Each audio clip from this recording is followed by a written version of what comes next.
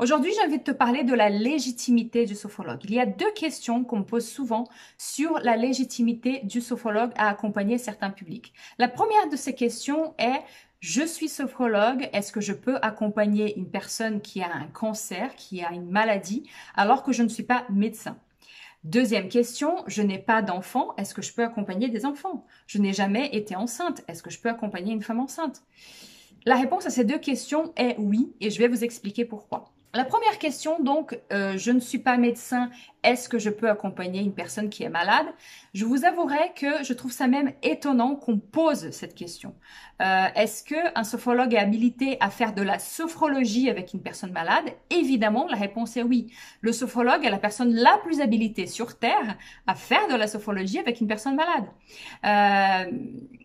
Voilà, c'est pour ça que j'ai même du mal à comprendre qu'on pose cette question. Je pense que cette question, elle vient un peu de l'habitude qu'on a de voir une personne malade comme uniquement un organe malade. Une personne qui a un cancer, par exemple, elle a effectivement un organe malade et elle va discuter traitement, suivi des traitements, etc., diagnostic, opération, avec son médecin. Moi, je vais pas parler de tout ça avec elle. Enfin, elle peut m'en parler si elle le souhaite et je vais être à son écoute, mais je ne vais pas interférer dans ses traitements, je ne vais pas changer ses traitements, je ne vais pas la conseiller d'arrêter ses traitements. La sophrologie ne remplace en aucun cas aucun traitement médical. Le sophrologue, à moins qu'il ne soit aussi par ailleurs médecin, mais moi personnellement c'est pas mon cas, je ne suis pas donc habilitée à prescrire ou à faire de diagnostic. Et normalement les sophrologues bien formés, ils savent tout ça, ils connaissent leur périmètre d'action, ils savent jusqu'où ils peuvent aller, à partir d'où ils ne peuvent plus aller. Et donc un sophrologue va faire de la sophrologie, oui, avec une personne qui a un cancer, puisque cette personne qui a un cancer, elle n'est pas juste un organe malade. Elle est aussi une personne qui peut-être a mal au dos, elle a des insomnies, elle a envie de se faire belle et de se coiffer les cheveux. Et chacun des professionnels qui va l'accompagner dans sa spécialité. On va pas demander si ce coiffeur il est médecin, on va pas demander si son masseur il est médecin. Et là aussi, le sophrologue, il ne doit pas nécessairement être médecin pour faire de la sophrologie avec quelqu'un qui est malade. Encore une fois, avec son médecin, elle va parler traitement. Avec moi, elle va parler de son insomnie, elle va parler de la gestion de ses émotions, elle va parler peut-être d'un manque de confiance, elle va parler de choses qui sont dans le périmètre de la sophrologie. Et oui, on va pouvoir beaucoup aider les personnes qui sont malades du cancer ou d'autres maladies également. Donc, première question, est-ce qu'un sophrologue est habilité à accompagner quelqu'un qui est malade? Oui, puisqu'il va faire de la sophrologie avec quelqu'un qui est malade. Deuxième question, je n'ai pas d'enfant, est-ce que je peux accompagner par exemple une femme enceinte alors que je n'ai pas d'enfant? La réponse encore une fois est oui. Pourquoi? Parce que le sophrologue, encore une fois, applique la sophrologie. Le sophrologue n'est pas là pour partager son propre vécu. Le thérapeute, d'une manière générale, il est quelqu'un qui écoute beaucoup plus qu'il ne parle. Donc, moi, j'ai des enfants, par exemple, et en aucun cas, quand je reçois une femme enceinte dans mon cabinet, je ne vais partager avec elle, raconter ma vie et partager avec elle comment était mon accouchement, comment je fais pour élever mes enfants, si je les ai allaités ou pas. Je ne suis pas là pour parler de moi, je ne suis pas là pour parler de mon propre vécu. Je suis là à 100% pour m'occuper de cette personne, pour l'accompagner.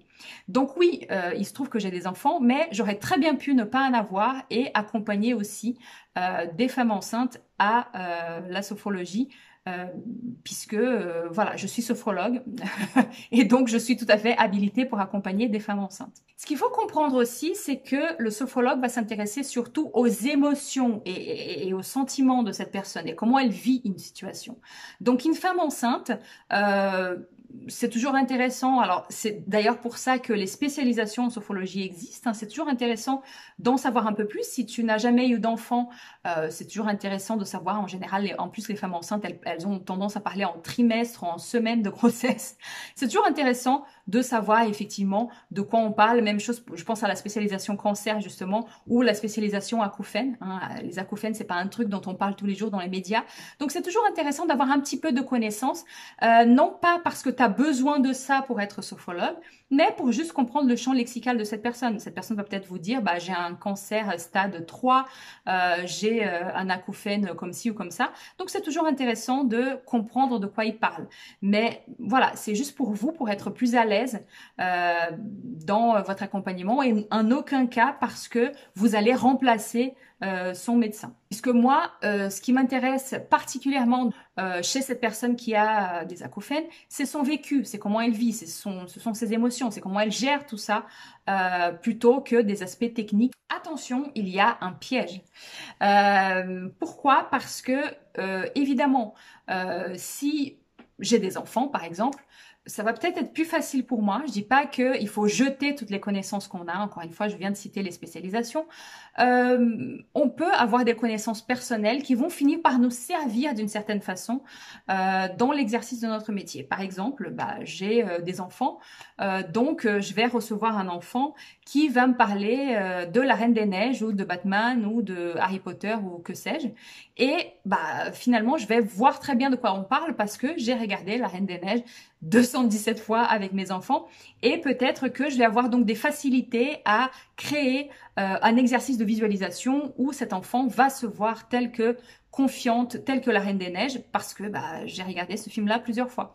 Donc oui, il peut y avoir des connaissances qu'on va avoir qui vont être au service de l'exercice de notre métier et ce serait dommage de ne pas s'en servir. Attention par contre au piège qui est celui de se dire « Ah, ça je connais très bien ». Et du coup, de ne plus être à l'écoute de votre client. Je m'explique et je donne des exemples pour que ça soit plus clair pour vous. Ça, je l'ai eu même en formation.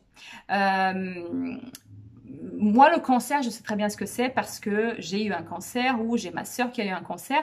Et une femme qui a eu un cancer, qui a eu par exemple une opération du sein, elle ne pourra jamais faire tel exercice de sophrologie. Vous allez avoir une femme qui allait devant vous et vous allez dire, bah, l'allaitement, je sais très bien ce que c'est. Et là, du coup, vous vous coupez de cette femme qui est face à vous, ou j'ai déjà eu un cancer, ou j'ai des acouphènes, je sais comment c'est, j'ai une fibromyalgie, ou ma sœur a une fibromyalgie. Je sais très bien que toutes les personnes qui ont une fibromyalgie sont systématiquement comme ci ou comme ça.